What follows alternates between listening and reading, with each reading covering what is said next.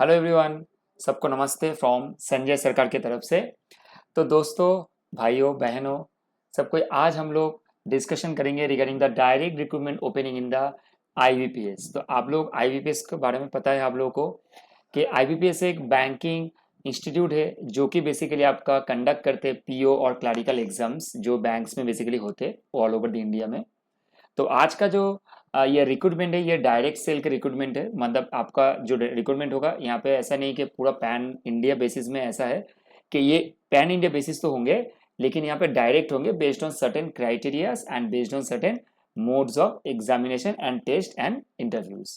तो चलिए शुरुआत करते हैं सबसे पहले इसके रिगार्डिंग, और दो तीन चीज पहले बोल लेते हैं इसके बारे में कि ये जो है यहाँ पे आपका सीए, ओके, यहाँ पे सीए का सबसे रिक्वायरमेंट, ये मेनली सीए का रिक्वायरमेंट है जहाँ पे आपको डेप्यूटी मैनेजर के पोस्ट दिखेंगे।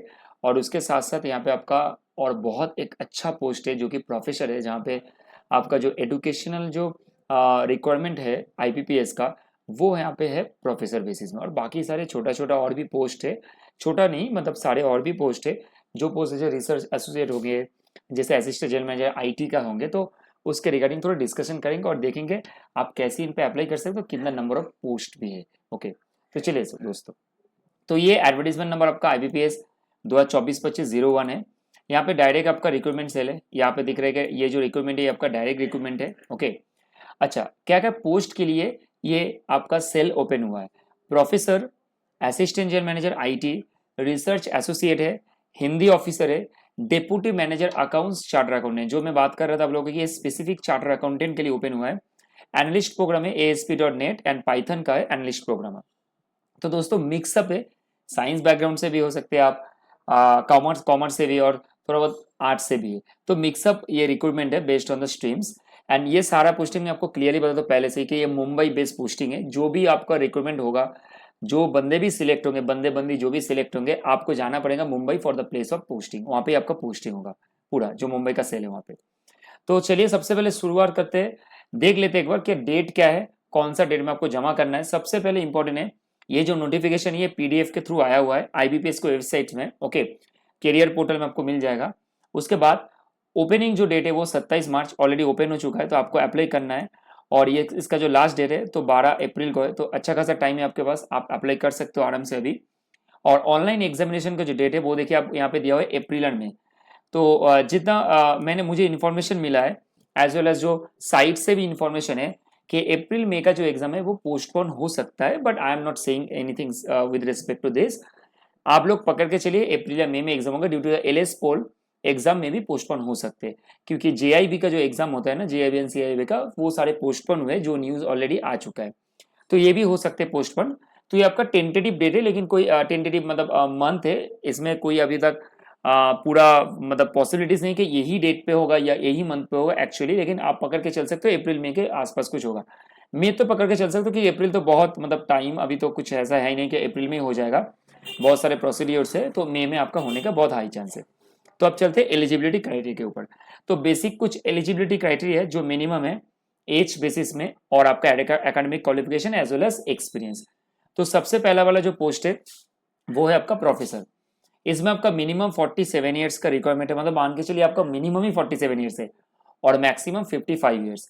और जो कैंडिडेट होंगे वो आपका 1969 मतलब 2 मार्च 1969 के पहले बॉर्न नहीं होने चाहिए, और 1 मार्च 1977 के बाद बॉर्न नहीं होने चाहिए, मतलब इन बिटवीन दिस बॉर्न हो सकते हैं, कोई प्रॉब्लम नहीं है।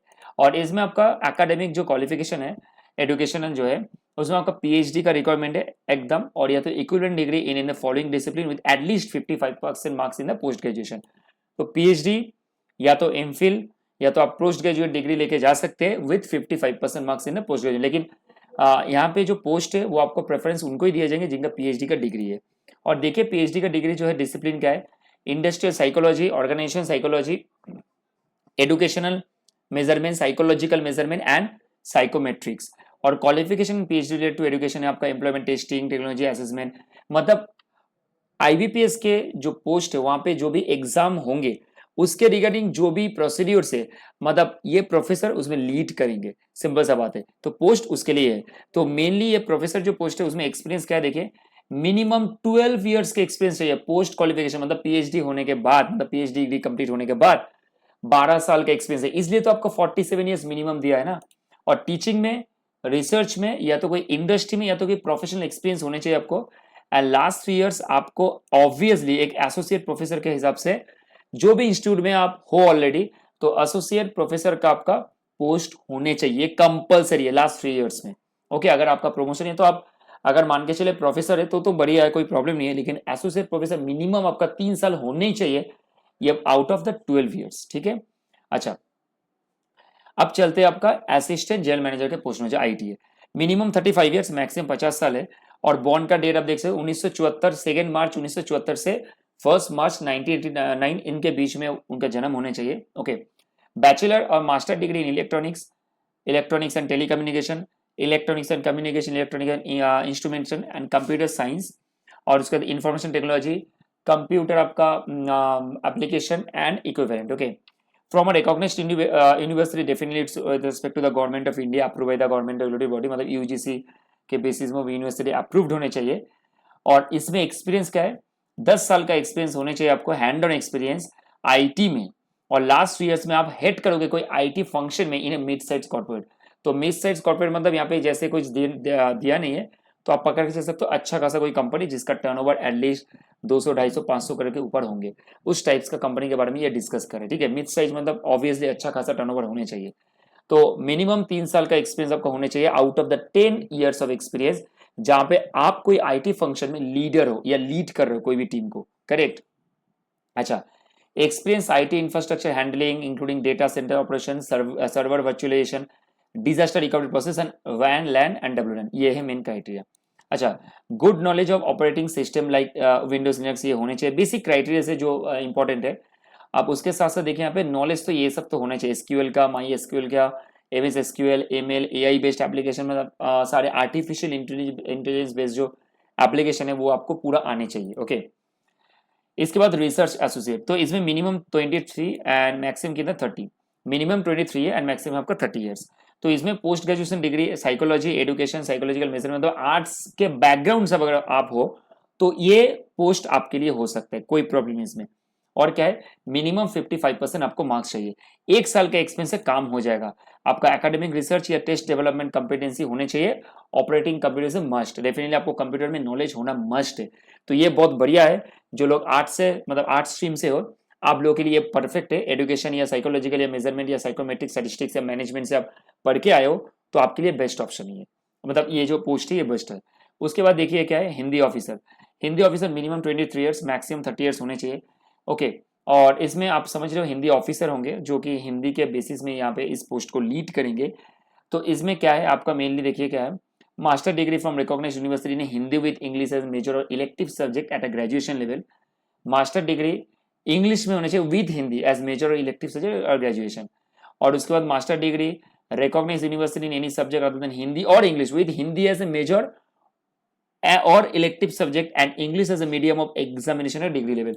तो साफ साफ है यहाँ पे भाई, आपको इंग्लिश में आना चाहिए और हिंदी, दोनों आपको एक्सपीरियंस होने चाहिए, ये मेन वर्ड है आपका यहाँ पे लिखने का तरीका। ये 1 ईयर का एक्सपीरियंस होने चाहिए आपको, हिंदी ट्रांसलेशन आने चाहिए डेफिनेटली, वर्ड, रिपोर्ट, डॉक्यूमेंट सारी चीज आपको पढ़ने पड़ेंगे। और ऑब्वियसली इंग्लिश तो कंपलसरी, साथ साथ हिंदी में भी आपको कॉम्पिटेंसी होनी चाहिए along side with this. Computer का knowledge is a must obviously, and candidate will be given like preference with respect to अगर आपका type, create the translate text document on his her own in MS Word, Excel अगर आपका आता है हिंदी और English both में, तो मतलब इंग्लिश और हिंदी में प्रोफिशिएंसी होने के लिए हिंदी ऑफिसर का पोस्ट आपके लिए बेस्ट होंगे अगर आप उसमें हैं तो। चलिए इसके बाद आगे बढ़ते हैं, सबसे इंपॉर्टेंट जो सिर्फ चार्टर्ड अकाउंटेंट लोगों के लिए, ठीक है, वो है आपका डेप्यूटी मैनेजर अकाउंट्स, जो ओनली सीए के लिए, और एज का क्राइटेरिया सुपर्ब है। तो 23 ईयर्स आपका मिनिमम है और 30 ईयर्स आपका मैक्सिमम है। इसमें जो एक्सपीरियंस है ना वो सबसे इंपॉर्टेंट है आपका। देखिए ओनली 1 साल का एक्सपीरियंस, मतलब आप पोस्ट क्वालिफिकेशन के बाद आपका 1 साल का एक्सपीरियंस है, हैंड ऑन एक्सपीरियंस।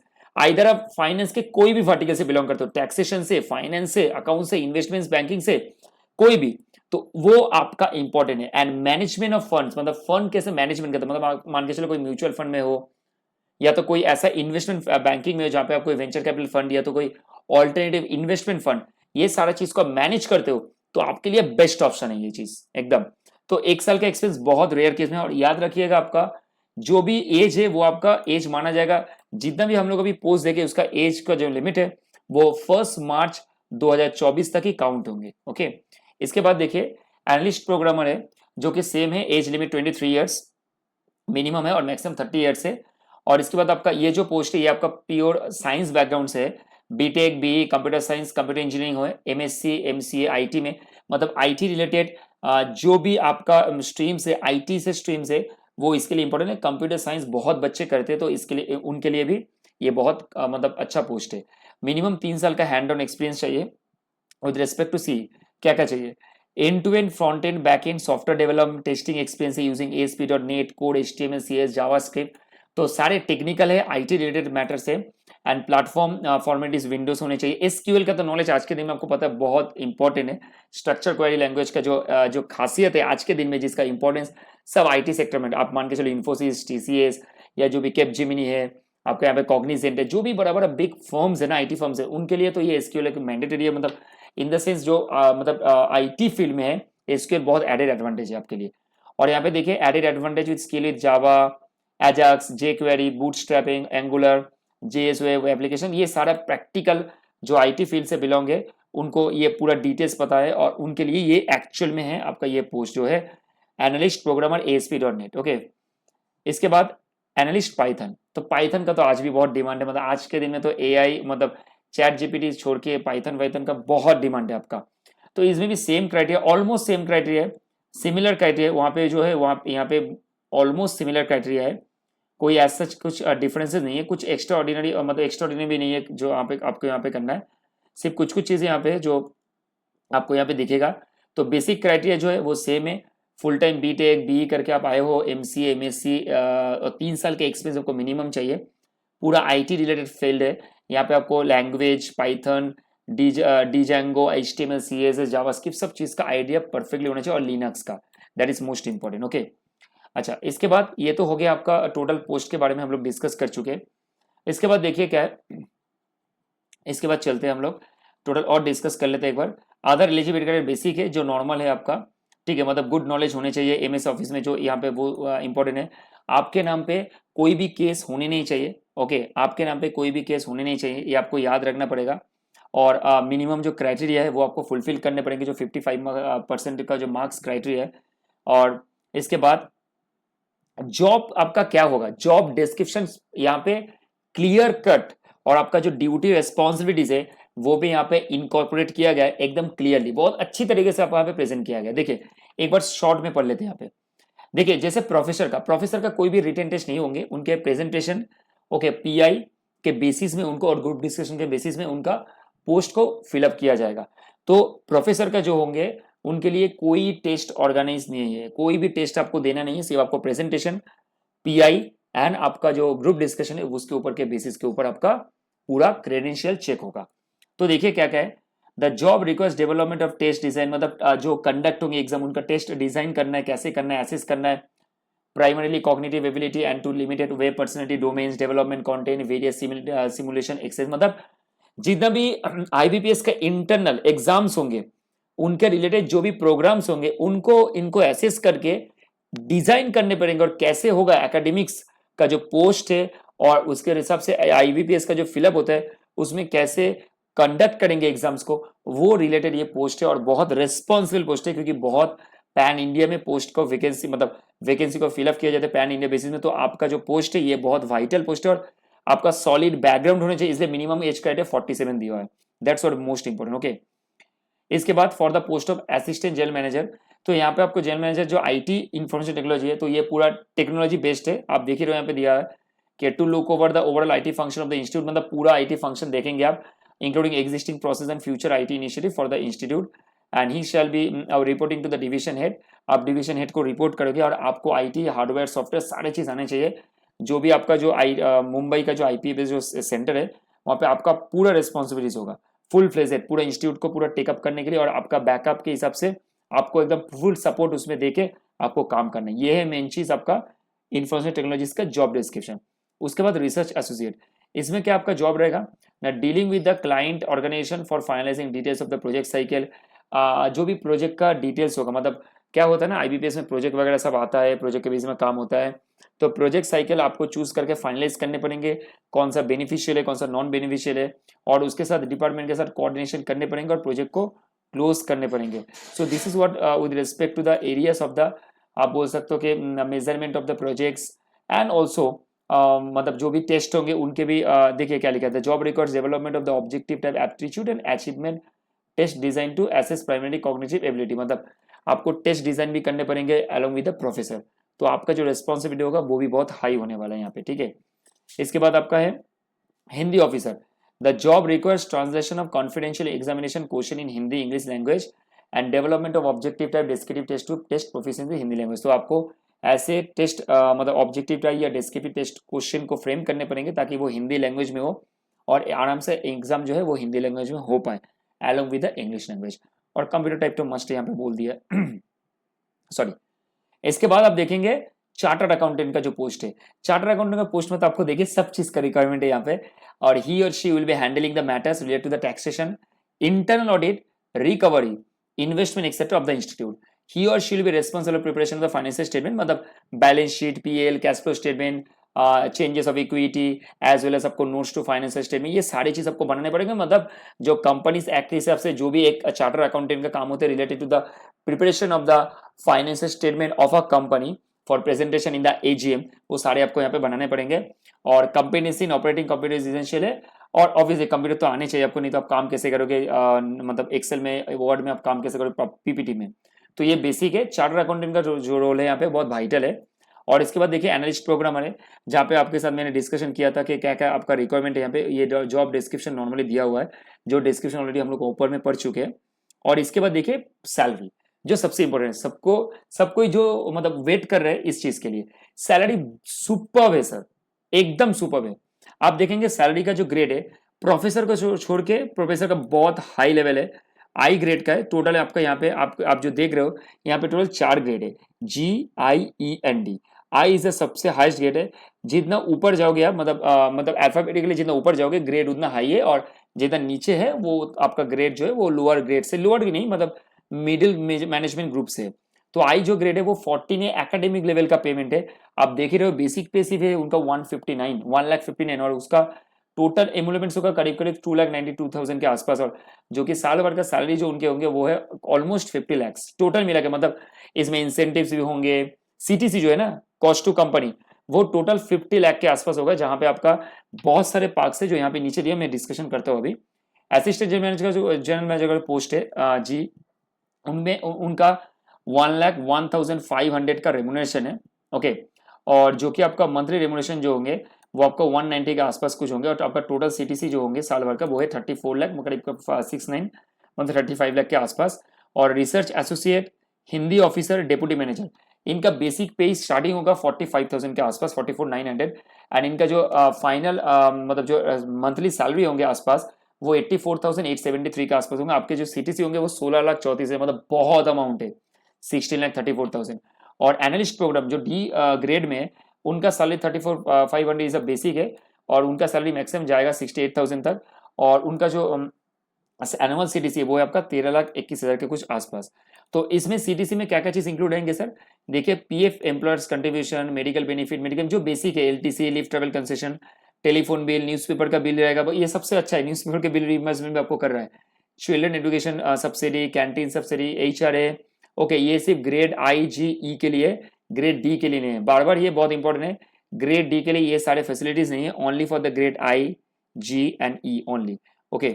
और उसके बाद जो सबसे इंटरेस्टिंग है कि परफॉर्मेंस लिंक इंसेंटिव सबके लिए, मतलब ग्रेचुइटी, सुपरएनुएशन, ये सब छोड़ के परफॉर्मेंस लिंक्ड इंसेंटिव जो ये सबके लिए, मतलब आपका GD and E and I ये सब ग्रेड के लिए बहुत अच्छा है। अच्छा, अब सर जो बैंकिंग में मेनली होता है, बैंकिंग सेक्टर में जो जॉब करने जाओगे नेशनलाइज बैंकिंग सेक्टर में, मतलब नेशनल बैंक में, तो आपको एक सर्विस बॉन्ड जमा रखना पड़ता है ताकि आप 3 साल के पहले उस बैंक को छोड़ ना पाओ, अगर छोड़ोगे तो वो 2 लाख रुपया फॉरफिट हो जाएगा आपका। तो इसलिए इसमें भी सेम चीज है, IBPS में अगर आप सिलेक्ट हो जाते हो तो professor, AGM-IT, research associate, Hindi officer, deputy manager accounts के लिए आपका टोटल कितना है देखिए 2 लाख, ओके। टोटल 2 लाख आपका सर्विस बॉन्ड है, 3 साल के पहले आप छोड़ नहीं सकते, अगर छोड़ दोगे तो 2 लाख रुपए आपका फॉरफिट कर देगा IBPS, ओके। और जो पोस्ट है डी ग्रुप मतलब sorry D grade analyst programmer, उनके लिए बॉन्ड है ओनली 1 लाख। तो जो हाई ग्रेड है GENI उनके लिए बेसिकली आपका 2 लाख, और नीचे जो डी ग्रेड है उनके लिए बेसिकली आपका 1 लाख का बॉन्ड, और वो भी मिनिमम आपको 3 साल, लेकिन इसमें आपका 2 साल का है। एनालिस्ट प्रोग्राम को 2 साल रहने पड़ेंगे मिनिमम, अदरवाइज 1 लाख का जो बॉन्ड का जो ये है वैल्यू वो आपको फॉरफिट हो जाएगा, ठीक है, नहीं देगा पैसा आपको। तो ये कुछ बेसिक था। अब कंडक्ट ऑफ एग्जामिनेशन, एग्जामिनेशन जो होंगे वो आपका आइदर मुंबई में होंगे या तो वेरियस सेंटर से, जो सबसे लास्ट पेज में मैं आपको दिखाऊंगा कौन से सेंटर अवेलेबल, टोटल 18 सेंटर्स है, उस 18 सेंटर्स में एग्जाम कंडक्ट होंगे, या तो मुंबई में डायरेक्ट एग्जाम होंगे। खास बात बहुत अच्छा है कि जिस दिन एग्जाम होंगे ऑलमोस्ट उस दिन सब क्राइटेरिया मतलब आप ग्रुप डिस्कशन, मॉक इंटरव्यू, सब चीज उस दिन कंप्लीट हो जाएगा, जो यहाँ पे लिखा भी है।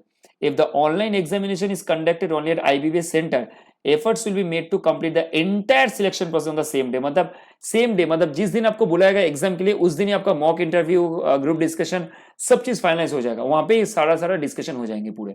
तो ये अच्छा चीज है अगर आपको IBPS मुंबई सेंटर में बुलाएंगे for the purpose of examination. Okay, इसके बाद कोई भी सेंटर आप जो चूज करोगे वो सेंटर आप चेंज नहीं कर सकते, बेसिक है। टेस्ट स्ट्रक्चर क्या होंगे, मैंने आपको पहले ही बताया था कि प्रोफेसर का कोई एग्जाम नहीं होगा, ओके, उनको छोड़ के रिसर्च एसोसिएट का जो एग्जाम होगा वो 250 मार्क्स का होगा, 250 मार्क्स का। आप देख रहे हो जिसमें 50 marks reasoning, quants, English, general awareness, और आपका जो प्रोफेशनल नॉलेज है, मतलब जो रिसर्च एसोसिएट के जो मेन आपका जो कोर सब्जेक्ट है, जो स्टैटिस्टिक्स, पर्सनल मेजरमेंट, मेथोडोलॉजी, उसके ऊपर बेस करके होंगे। तो टोटल आपका टाइम जो रहेंगे वो आपका 2.5 घंटे रहेंगे, और वो भी 250 मार्क्स का एग्जाम होगा, 2.5 घंटे का 250 मार्क्स का एग्जाम होगा, 150 मिनट्स। ओके, इसके बाद जो पोस्ट है हिंदी ऑफिसर का, उनका एग्जाम होगा 200 मार्क का, टोटल 200 सब MCQs रहेंगे, और उनके लिए टाइम रहेगा 2 घंटा 20 मिनट, 2 आवर्स 20 मिनट्स। ओके, इसमें आपका रीजनिंग, इंग्लिश, मतलब जीके तो रहेंगे, उसके साथ साथ हिंदी जो रहेगा वो हिंदी में आपको एग्जाम देना पड़ेगा। और डेप्यूटी मैनेजर जो अकाउंट्स है उनका एग्जाम भी 200 मार्क्स का होगा, लेकिन उनका जो टाइम ये लिमिट है वो आपका थोड़ा ज्यादा है, मतलब आपका 2.5 घंटे से थोड़ा ज्यादा है, मतलब 2 घंटा 35 मिनट, 2 आवर्स 35 मिनट्स आपका एग्जाम होगा, पूरा इंग्लिश में होंगे। और आपका यहाँ पे जो खास बात है वो है आपका इंग्लिश थोड़ा कम है, रीजनिंग और क्वांट्स आपका 50 है, लेकिन आपका जो प्रोफेशनल नॉलेज होगा, test of internal audit, accounts, taxation, उसके ऊपर जोर थोड़ा ज्यादा दिया गया है, इसके लिए वेटेज आपका 75 मार्क्स का है, करेक्ट, जो आपका actually professional skills and knowledge है कोर सब्जेक्ट के ऊपर। उसके बाद प्रोग्राम एनालिस्ट जो है उनका टेस्ट टोटल 100 मार्क्स का होगा, और 90 मतलब 1.5 घंटा का टाइम है, इंग्लिश में होगा। अच्छा, अब आपको सबसे इंपॉर्टेंट है कि फॉर्म कैसे फिलअप करना है, वो आपको मैं डिस्कस करूंगा आपके साथ। और एग्जाम में जो पेनल्टी होगा वो 0.25, मतलब एक क्वेश्चन गलत करोगे तो आपको 0.25, मतलब 4 क्वेश्चन गलत करोगे तो 1 मार्क्स आपका डिडक्ट हो जाएगा 4 क्वेश्चन गलत करने से। अच्छा, इसके बाद कट ऑफ स्कोर के लिए कुछ बोला नहीं है, जो मिनिमम स्कोर होंगे वो आपको करने ही पड़ेंगे, और उसके बेस में शेड्यूल भी होंगे।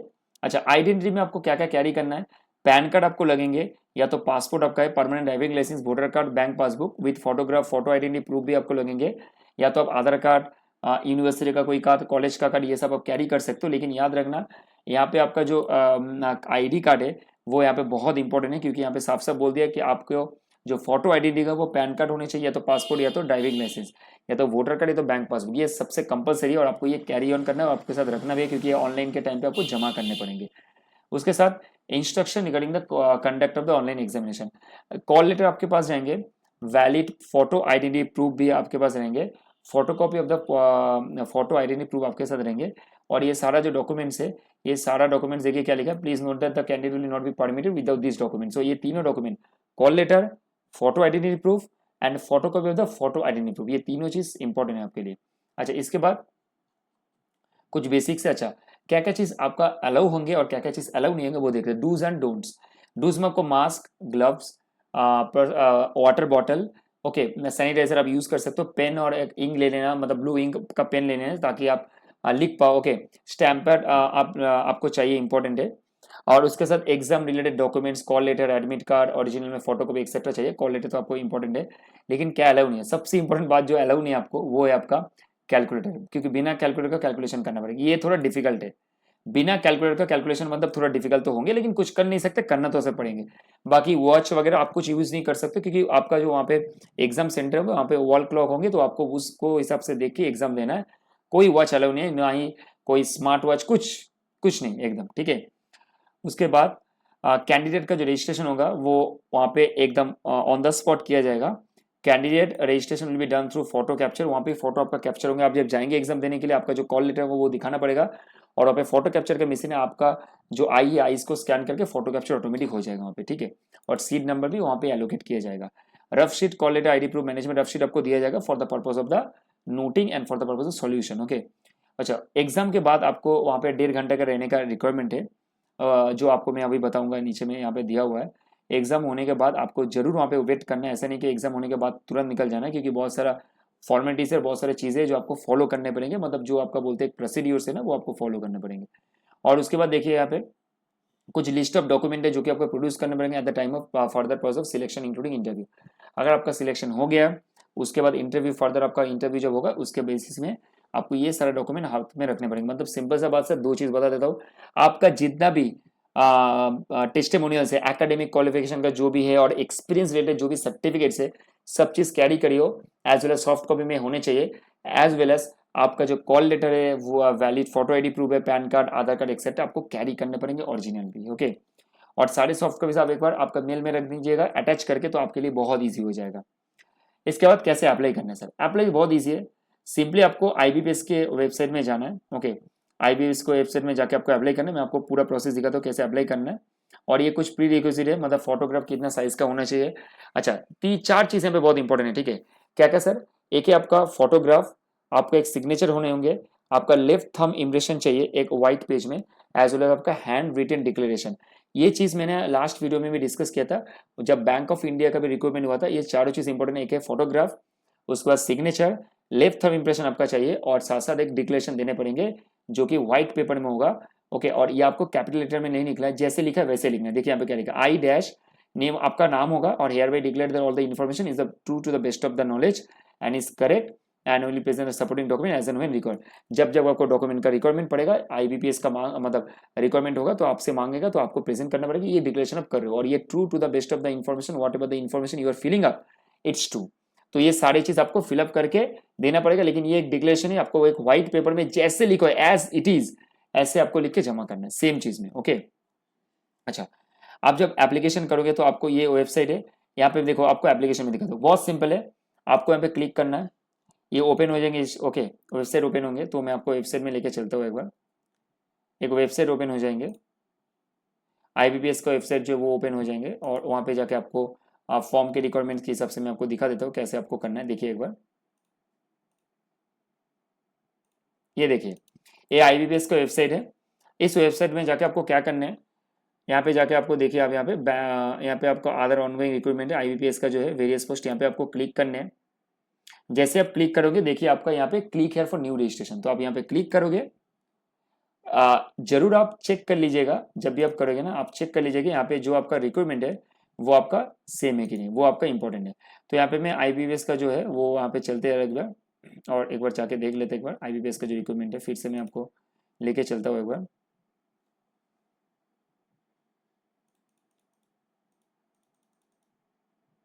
हाँ ये देखिए ये ओपन हो गया, और यहाँ पे आपको न्यू रजिस्ट्रेशन में क्लिक करना है, और यहाँ पे बेसिक इन्फॉर्मेशन, आपका फोटो सिग्नेचर, आपका डिटेल्स, कुछ एकेडमिक क्वालिफिकेशन का आपको प्रीव्यू करना है, और डॉक्यूमेंट्स अपलोड करना है, जैसे सिग्नेचर हो गया, फोटो हो गया, उसके साथ साथ आपको एक थंब इम्प्रेशन जो आपको मैंने बोला था, और उसके साथ डिक्लेरेशन। उसके बाद पेमेंट करना है, आपको कितना पेमेंट करना है वो है 1000 रुपीज़, वो आपको मैं बता रहा हूँ। तो ये बेसिक है, लेकिन इसके लिए आपको पहले रजिस्ट्रेशन करने पड़ेंगे। Once you done the registration, मतलब आप अभी न्यू हो तो इसमें एक बार रजिस्ट्रेशन कर लोगे, तो अब जितना भी बैंक का एग्जाम होगा आपके लिए बहुत ईजी हो जाएगा वो फॉर्म फिलअप करने में। तो रजिस्ट्रेशन आपको करना मैंडेटरी है, ठीक है। तो चलिए एक बार इसके बाद देख लेते हैं एक बार इस एग्जाम का फीस क्या है, स्ट्रक्चर। चलिए एक बार वो भी देख लेते हैं हम लोग। देखिए अब इसके बाद जो हम लोग डिस्कशन करेंगे वो है आपका फीस का स्ट्रक्चर है यहाँ पे। अच्छा, यहाँ पे आपका जो फिक्स स्ट्रक्चर है देखिए वो है 1000 रुपया, 1000 रुपीज़। यहाँ पे ना ही कोई SC ST OBC कैंडिडेट का कुछ नहीं है यहाँ पे जो सिंपल पोस्ट है डायरेक्ट रिक्रूटमेंट सबका एक एक पोस्ट है, वहाँ पे आपको ऊपर में मैं एक बार लेके चलता हूँ, ओके। सारे जो पोस्ट है ये सारे पोस्ट एक एक करके पोस्ट है, और इससे ज़्यादा पोस्ट नहीं, ऐसे नहीं है कि 2 3 5 10 पोस्ट है, एक एक करके पोस्ट है। तो ये सारे पोस्ट एक एक करके होंगे, तो आपको लगेगा कि कंपटीशन बहुत हाई होंगे इसमें, तो आपको अप्लाई करना है। और पेमेंट जो होगा वहाँ पे डायरेक्ट हो जाएगा, आपका जीपे है या card, credit card, debit card, सबसे आप अप्लाई कर सकते हो, इसमें ऐसा कोई प्रॉब्लम नहीं है। तो ये कुछ खास इन्फॉर्मेशन थे जो आपको मुझे देने थे। और जब भी आप फॉर्म फिलअप करोगे तब याद रखिएगा थोड़ा ब्राउज़र जो है वो थोड़ा क्लियर कैच कर लीजिएगा, ताकि आपको थोड़ा फास्ट चले। और क्योंकि पेमेंट का आपको करना है तो प्रोसीड भी थोड़ा ईजी होने चाहिए, ताकि ऐसा नहीं कि थोड़ा कैच हो तो उसमें प्रॉब्लम आपको हो सकता है। तो थोड़ा अच्छी तरह से आपको अप्लाई करना है, जब आराम से कीजिएगा। और कोई भी रिक्वायरमेंट होगा हेल्प का तो definitely reach out to me over the comment box. Okay, I will be there to help you out regarding this. And उसके बाद देखिए यहाँ पे क्या लिखा, please note the posting of the selected candidate will be in the Mumbai only, he और she will have to make his own arrangement for the accommodation. अगर आपका सिलेक्शन हो भी जाता है तो ये मत सोचिएगा कि आपको कोई भी अकोमोडेशन मिलेंगे। Accommodation you have to find your own, कुछ नहीं मिलेगा, इसलिए आपको एचआरए प्रोवाइड किया जा रहा है। करेक्ट। तो ये था आज का हम लोगों का आईबीपीएस का रिक्रूटमेंट। और लास्ट में आपको एग्जामिनेशन सेंटर में बता रहा था, टोटल 18 सेंटर से देखिए, हैदराबाद से शुरू करके गुवाहाटी, पाटना, मोहाली, राजपुर, न्यू दिल्ली, अहमदाबाद, जम्मू। अगर आप ये 18 सिटीज में से बिलोंग करते हो तो आपके लिए बहुत अच्छा न्यूज़ है, क्योंकि आप यहाँ से भी एग्जाम दे सकते हो कि आपको उसके लिए ऑप्ट करने पड़ेंगे। ठीक है, तो ये था डिस्कशन आज का। और नीचे में कुछ इंपॉर्टेंट खास दिया हुआ है कि आपका सिग्नेचर कितना होगा, साइज कितना होगा, तो आपको एक बार थोड़ा जस्ट गो थ्रू करने पड़ेंगे। और once you go through it, एक बार इसको प्रॉपरली पढ़ लीजिएगा। और इसके रिगार्डिंग ये जो पीडीएफ आपको दिख रहा है, ये पीडीएफ मैं आपको अपलोड करवा दूंगा मेरे टेलीग्राम चैनल में, और लिंक दे दूंगा वीडियो के नीचे डिस्क्रिप्शन बॉक्स में। तो आप वो लिंक को क्लिक करके डायरेक्ट मेरा सी ए संजय सरकार क्लासेस में आप जा सकते हैं, वहाँ पे टेलीग्राम चैनल में, वहाँ पे जाकर आपको ये नोटिफिकेशन मिल जाएगा, वहाँ से डाउनलोड कर लीजिएगा। तो आज ये था आपका आईबीपीएस का। तो और भी बहुत सारे रिक्रूटमेंट लेके मैं आऊँगा, ताकि जितना हो सकता है मैं आपके पास पहुँचूँ और आपको हेल्प कर पाऊँ। हेल्प तो नहीं है, मतलब आपको थोड़ा बता पाऊँ, ताकि आप अप्लाई कर पाओ ऑन द टाइम, और आप अपना नौकरी का जो है और अपना जो घर है अच्छी तरह से चला पाओ। ताकि एक का अगर पेट भरता है तो उससे पूरा फैमिली का भी पेट भरता है, तो उससे एक नेशन का भला होता है, और सबका भला होता है तो सबका भला होगा। तो थैंक यू दोस्तों, आप लोग ऐसे ही मेरे साथ जुड़ा रहिएगा, और मैं नेक्स्ट वीडियो आता हूँ और भी कुछ रिक्रूटमेंट को लेकर। Thank you, all the best for the IBPS का एग्जाम के लिए। Thank you.